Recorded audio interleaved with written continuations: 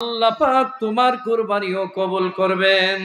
ক্বালা ইন্নামা ইয়াতাকাব্বালুল্লাহু মিনাল মুত্তাকিন।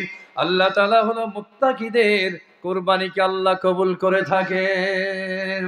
যারা মুত্তাকি, যারা দিনদার, যারা আল্লাহওয়ালা, যারা খোদাভীরু, যারা আল্লাহ তাআলাকে ভয় করে, যারা হালালকে হালাল বলে মনে করে, যারা হারামকে হারাম বলে বর্জন করে, যারা বাবা মার আনুগত্য করে, তাদের কুরবানি কেবলমাত্র আমার আল্লাহ কবুল করেন।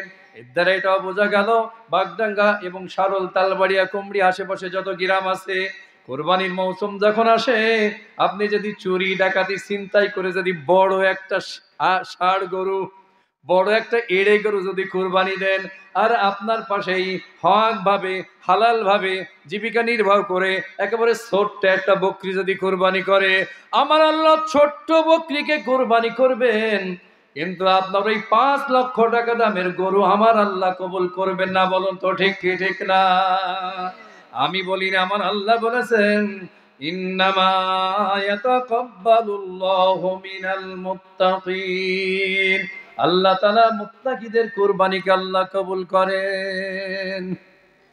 সুতরাং বড় একটা এড়ে গরু দিতে হবে 5 লক্ষ টাকা দিয়ে, 10 লক্ষ টাকা দিয়ে, এটা আমার আল্লাহ কখনো চান না।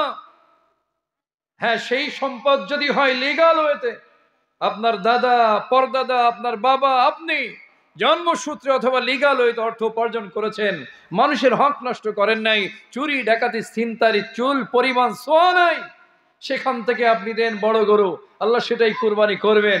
কিন্তু আপনি যদি অপরের সম্পদ লুণ্ঠন করে, রাষ্ট্রীয় কোষাগারকে খালি করে, ইউনিয়ন কাউন্সিলের চেয়ারম্যান নির্বাচিত হয়েছেন, জনগণের রিলিফ মেরে দিয়ে কুরবানির সময় যদি আপনি 10 লক্ষ টাকা দিয়ে কুরবানি করেন, আমার আল্লাহ স্পষ্ট বলেছেন তোমার ভিতর তাকওয়া নাই, ক্ষুধাভীতি নাই, তুমি 20 লক্ষ টাকা দিয়ে কুরবানি করলেও ওই কুরবানি আমি কবুল করবো না। বলুন তো ঠিক কি ঠিক না?